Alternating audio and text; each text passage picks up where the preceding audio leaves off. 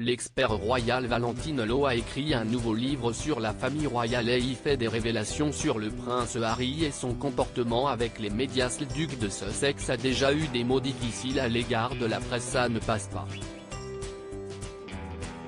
Le comportement du prince Harry avec les médias a souvent été pointé du doigt, notamment parce que le duc de Sussex n'hésite pas à adapter le protocole à un train de vie plus moderne et plus adapté à ses besoins.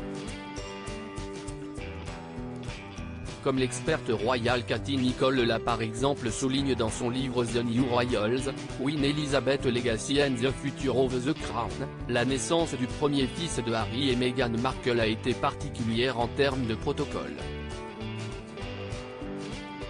Plutôt que de se montrer aux photographes et au public juste après la naissance d'Archie Harrison Mountbatten-Windsor, le couple a décidé d'organiser un semblant de conférence de presse 2 jours plus tard en autorisant un journaliste et un photographe à être présents pour cet heureux événement. Un arrangement inhabituel pour la presse britannique qui a ses petites habitudes avec la famille royale depuis des décennies. Seulement contrairement aux membres de sa famille, le prince Harry a décidé de faire passer le bien-être de sa femme et ses enfants avant le protocole. Si est-il la raison pour laquelle il n'a jamais entretenu de bons rapports avec les médias, même si cette animosité remonte à bien avant la naissance de son premier enfant. En effet, sa mère Lady Di est morte le 31 août 1997 dans un accident de voiture alors qu'elle et son compagnon de l'époque, Dodi Al-Fayed, essayaient d'échapper à des paparazzi.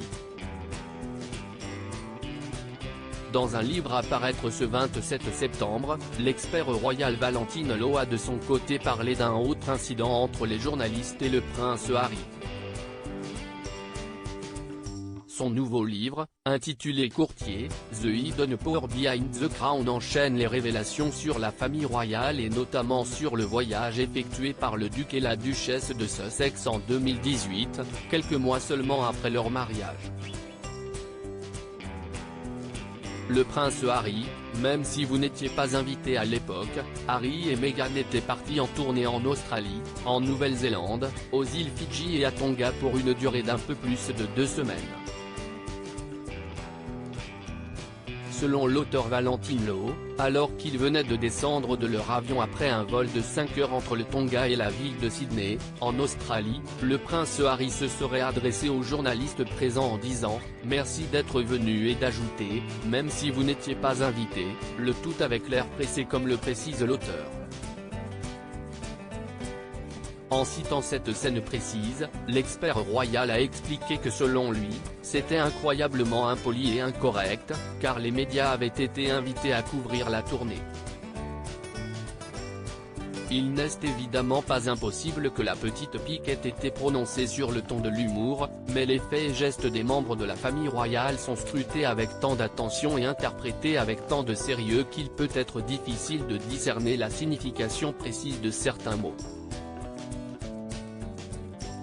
Par ailleurs il existe, comme souligné plus haut, une certaine animosité du prince William et du prince Harry envers les médias suite à la mort de leur mère, même si l'aîné des fils de Lady Di a une façon bien différente de gérer la situation.